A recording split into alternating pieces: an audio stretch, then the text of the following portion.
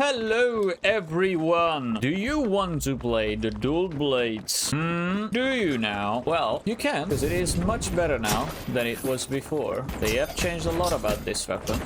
In the last patch, which came out today, they changed the whole melee completely. And now with the melee weapons in Season 11, you could launch, you have a kick. The dual blades, what it was, people are just outrunning you. Precision zone angle is now 9 degrees. Lunge distance on primary attacks. So this is the one that is actually changing the Tom and Jerry, running after each other stuff. Back before this update, you were just basically running behind these people and just slashing in the air because you never reached them with the launch, and then they just outrun even heavies. And that was really annoying. The other thing that was really annoying with the dual blades is that when you were do the deflect stance, right, you were very slow. It was really annoying. If you caught out in the open, it's just basically holding the stance, and then you're basically just walking slowly away. Hopefully you can reflect some shots and you don't die, but they can just throw shit at you, like pyro grenades, like these canisters at you, and then you just can't get out. You're basically gone at that point. I'm going to show you something here. So we have this guy just running. Before, if I wanted to hit, I couldn't reach him because it was slow. Something like this would happen, right? But now you can actually get them, and with this one as well. What they did change, what I do not like, is even if you're stationary and you do the heavy attack, it's just going to launch anyway. So when you are in a fight and then you do a launch, you can just launch behind them. I actually hit him in this case, but you can launch behind them and completely miss it. But before, you can just stay stationary and do the attack. Let's say that he's running away, and then you just do this, and then you completely miss the shot. Because, especially if it's a light running, it is really hard to land that hit. You have to be really careful and time this right. But finally, you can catch up to them. That was really annoying before. They did not change the damage on the dual blades. So it is going to be heavy attack and a kick to kill a light, which is really good. You can basically just delete them.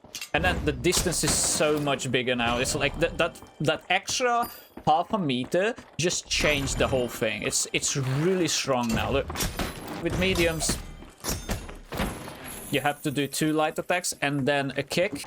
But 1 heavy attack and 2 light. Heavy is commit to the light. And then the last kick. So 3 light attacks and a kick. And I'm going to talk about some attacks that you can do with the jump pad and stuff. If you just run and slide, you obviously get a little bit further away. Like it's this one. Let's just mark it here. If you just do a heavy attack and then press forward, look how far you go.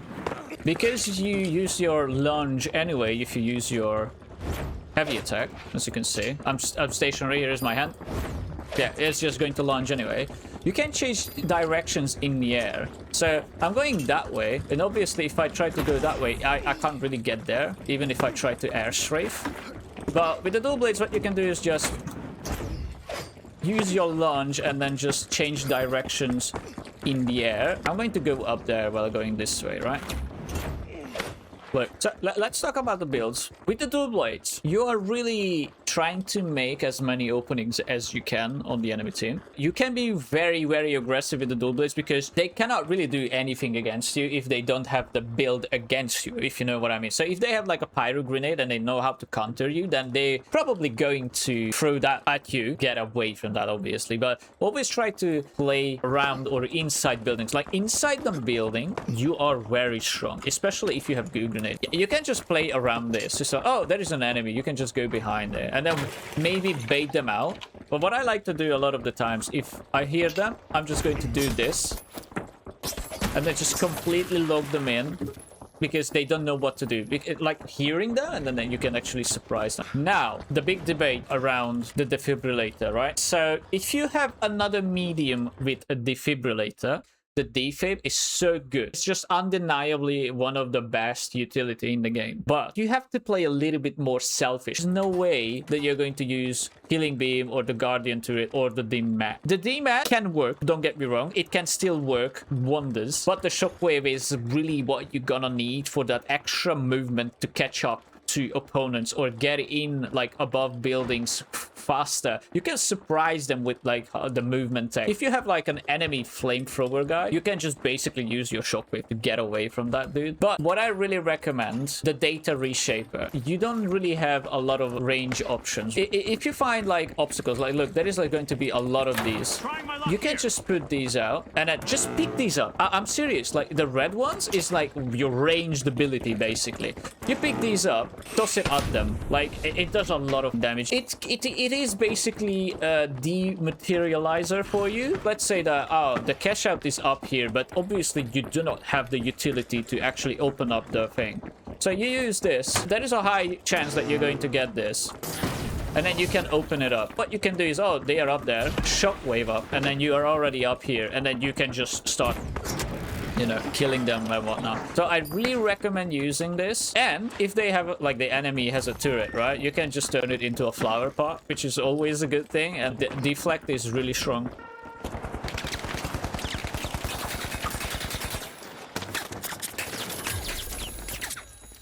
Yeah, so you can just basically walk towards them, and they don't really know what to do. You can deal a lot of damage just by blocking your shot.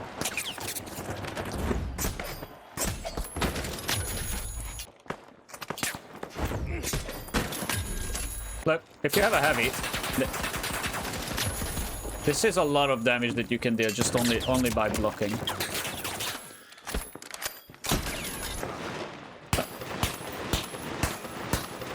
Yep, there you go. Right, so let's talk about the reserves first. You can get like hard countered if the enemy has like flamethrowers or they have a lot of utils, and then you're just starting to die a lot, and then you can't really do anything against it. Especially like if you are like up against a team that has like 2 heavies, and then they have the charge, and then they just, as soon as they see you, they just charge you. That is a good indication that you need to swap to your weapon. Now, with the weapon that you're going to swap is obviously just going to be in your reserve. Have a ranged weapon. I mainly use the AKM as the secondary primary, if you will. The defibrillator goes with the data reshaper, it depending on what is your team composition. And then explosive mine can be obviously changed up with glitch trap. I like to use explosive mines, and I'm going to show you exactly why. If you see a barrel like this, what I like to do, I'm putting it here. I just put it right next to here. You see what I'm going with this? They don't see the mine, but they're going to run into it.